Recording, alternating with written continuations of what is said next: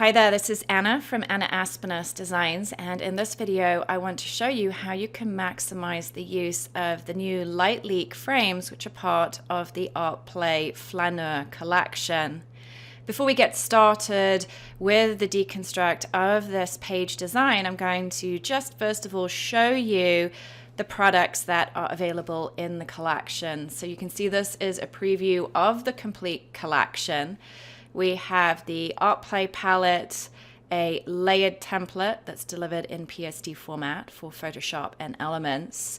There are some Flaneur photo blends clipping masks which coordinate with these LightLeak frames, which I'm going to demonstrate to you.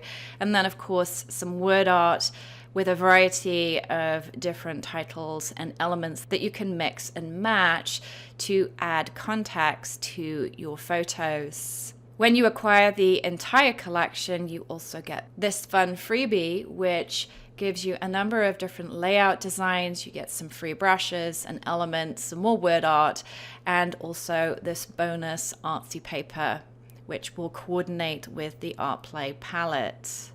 And just a reminder that the almost half price special offer and the bonus are only available for a very limited time.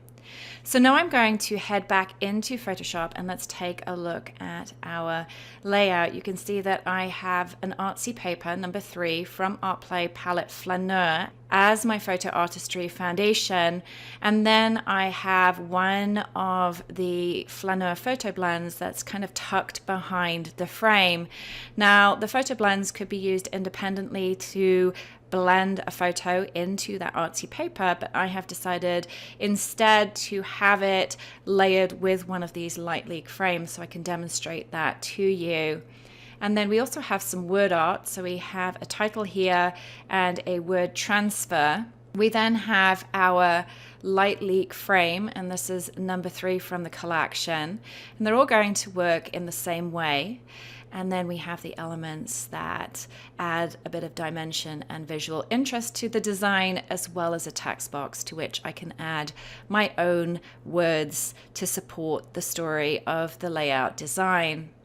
So I'm now going to open up that LightLeak frame folder, and you can see that we have a lot of different layers in here. I've already introduced some photo layers, but each one of these LightLeak frames have 11 layers. And if I just briefly head back to the LightLeak frames folder, you can see that each one of those frames is delivered in its own folder. And if I click on one of those, you get the PSD file as well as all the individual layers that make up that element. And so this is really for the purpose of those photo artists and scrapbookers and photographers that are working in programs other than Photoshop and Photoshop Elements. So the idea is that you can layer up these different elements to recreate the LightLeak frame. If I just go back and select the third folder and bring in the element into our Photoshop workspace, you can see all of the different layers that make up that frame. So if I go ahead and turn these off and we'll build the frame up, we have a frame shadow layer. We have a mask layer, and I add that mask layer in there so that when you place this distressed frame over the top and you add your photo to that mask, then you get this white shining through the areas that have been distressed, and this will kind of give a crisper, more interesting image. I've also included a texture layer, so this is a folded paper texture layer to make the image look like it's being folded. And then there are 3 different color layers that create the LightLeak effect. And then we move into the frame where we have the frame layer. We have a frame texture layer, so that coordinates with the photo texture layer. And then we also have a distressed edge and a bevel. So there are a lot of different options when it comes to customizing this particular frame. I'm going to go ahead and close this out, and we will continue looking at one of these LightLeak frames on my page design. Now, before I get started, I just want to show you some of the images that I'm going to be working with. We have this photo of the bridge in San Francisco. And then we also have a photo that I took in Scotland. This is actually a village called Flaneur, which is up in the northern part of Scotland. And then we have a photo that I took while out on a walk in my neighborhood with my dogs. And then also some people. So you can see we've got a variety of different images here. We've got a people photo, a landscape photo, an architectural photo, and this one is sort of in the middle there. So those are the photos that we are working with. I'm going to go ahead and just turn off the visibility of all those layers, and then let's go and take a look at this photo blends layer. So if I turn off the folder with the frame in it, you can see we have the photo blends layer beneath there, to which I've clipped the photo of the Golden Gate Bridge. If I turn that off, you can see the photo blends clipping mask in its original format. And you have lots of different options here. You can see I've added a color photo which has been unedited. I've added a photo that has been edited by using the Hue and Saturation tool, and then we also have a black and white image. So you have a couple of different options. This isn't the focus of this video, so I want to move swiftly on to working with the layers in the LightLeak frame and showing you how you can use them. But you can of course use these photo blends clipping masks with the frames, and if I turn those off you can see the difference there. So it sort of looks like the photo is bursting out from behind the framed image, which is kind of nice. So we'll just leave that as is for now and move on to the frame layers. So we have the frame shadow layer, and this gives the frame dimensions. You have a couple of different options here. You can change the opacity of the layer if you want to. So notice how I can make that shadow lighter or darker by using the opacity. If you wanted to increase that further, you could duplicate that layer. So notice how it gets really dark when you've duplicated that. You can also change the color of that layer by going to Edit, Fill, and then going and selecting a color. So if I wanted to give my frame, for example, more of a blue hue, then I would click on the blue area of the color picker and maybe go with a dark blue, and then go ahead and click OK. You want to make sure you have that preserve transparency box checked, and then click OK, and that's going to just change the color of the shadow. You can also change the blending mode by experimenting with those options at the top of your layers panel. I typically like to have linear burn as my chosen blending mode on my frame shadow layers. The next layer is this white frame matte layer. So notice when I turn that off, it doesn't give the photo as much contrast. You have the option here, of course, of turning that layer off if you wanted to. That might be preferential if you wanted to have your photo come through and interact with that photo layer that's clipped to the photo blends layer.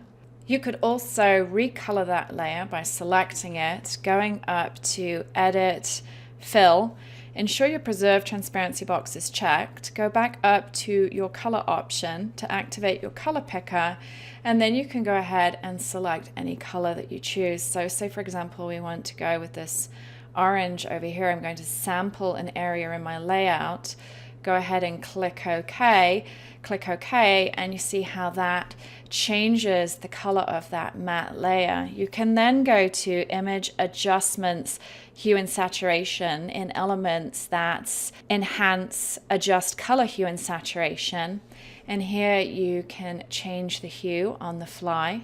So notice how when I move this lever we get different effects. You can change the saturation, so that's how muted or bold that color is, and then also the lightness, which makes that color either darker or much lighter. So those are your options there. And then you have this mask layer to which you're going to clip your photo. And I have all the different photos that I have as examples ready and waiting to show you how they look. So if I go ahead and just turn off those color layers, you can see that I've clipped my photo to the mask layer. And to do this, you simply bring in your photo, you drag it down above the mask layer, and then you go to Layer, Create Clipping Mask. Now if you want your photo to coordinate with the photo on your photo blend, you're going to duplicate that layer and then drag it down directly above the photo blends layer, and then go to Layer, Create Clipping Mask. Now notice how all of the lines in my images line up. Previously they didn't line up so well. The next layer in the frame is the texture layer, and so notice when I turn off the visibility, you get a nice folded photo effect. You can enhance that effect and make it much stronger by duplicating the layer.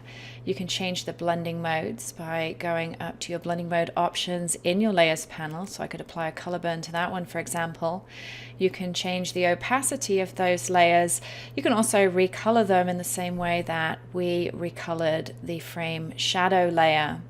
And then comes the fun color layers, and there are 3 different layers in each of the frames. I'm going to go ahead and switch those on, and each one of these can be manipulated using the Hue and Saturation tool. So if I go ahead and select the brown layer, for example here, actually I'm going to go ahead and select the teal layer because I quite like how this brown layer gives it a vintage look. And then I'm going to go back up to my image adjustments, Hue and Saturation, or enhance, adjust color hue and saturation, and now I can change the hue of that layer, I can change the saturation of that layer, and I can change the lightness of that layer.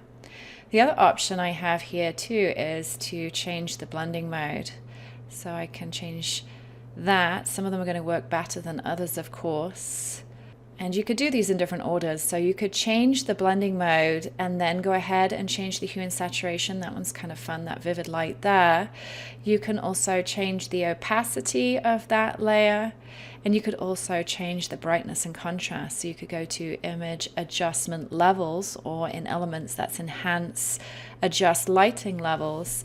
And you can change with how dark that layer is or how light it is. So you can move these levers as well. So once you have something you like, you can then move to the next layer. Maybe this time we'll just go ahead and change the blending mode. So you can see that's kind of fun with the pink there. And I quite like how this last layer looks. So those are the 3 different color layers, and you can see how you can change those independently. And then we move on to the frame layers. So let me go ahead and just turn those off. You have the frame layer, which is just a plain paper frame, which you can then add that texture layer, that same texture layer that we have applied to the photo, so that we have continuity throughout the frame. Again, you can duplicate that layer, you could change the blending mode, you can change the color. Then we have a distressed edge, which you could use independently from the texture layer or even from the frame layer. So here we have the edge layer. I'm going to go ahead and deselect that move tool so you can see that. So you could use that distressed edge without the frame, and it shows a bit more of that underlying matte layer. You could also go ahead and turn off that matte layer, and then maybe change the opacity of that underlying drop shadow layer to make that much lighter. So you can see how that edge then lightens up. So a few different options here of how you can work with the different layers in the frames. I'm going to switch the frame layer back on, switch the distressed edge layer back on, and then we also have that paper texture layer, which again, you can duplicate that layer to make it stronger. You can change the blending mode, the color, etc. And then finally, we have this fun little bevel, and you can't really see it from this distance, but you can see it adds a nice amount of dimension to your frame. You also have the option as well to select these layers and then clip them to the frame layer by going to Layer, create clipping mask, and this will make sure that all of these elements align with that underlying frame layer. So let's go ahead and take a look at some of the other photos that I have in the mix here. If I go ahead and turn on this architectural photo, you can see the effect that it has. And I love how the LightLeaks add some color and vibrancy to these photos. So we can then go and now perhaps change that brown layer, or even change the blending mode. I quite like that, this one or this one here. This one's pretty cool with the lighten, so I'm going to keep that like that. We could go and change the blending mode on here. That shows a little bit more of the architecture, which is kind of fun, and I like that one as well. Maybe go in and go to Image Adjustments, Hue and Saturation, and change the color of that. So there's a lot of experimentation here. I actually quite like that yellow, so maybe make it brighter, so we can make that really bright. Click OK. And then we have this kind of dull picture of my neighborhood and how we've been able to impart some color with the beams of light that were taken in this image. The sun was coming up early in the morning, and so this really does add some really nice visual interest. You can turn these layers off too, so notice how when I turn these layers off, it adds a fun, interesting perspective. I kind of like that one turned off. And then we have the photo of the people, which of course are my parents. This is the unedited photo. If I go ahead and go to Image Adjustments, Levels, and change the contrast of the image, notice how this affects how the colors interact with that photo. So bear that in mind also when you add the photo, to edit it before you want to start playing with these color layers. We can switch this back on, probably too dark now. Go ahead and change the color of this perhaps.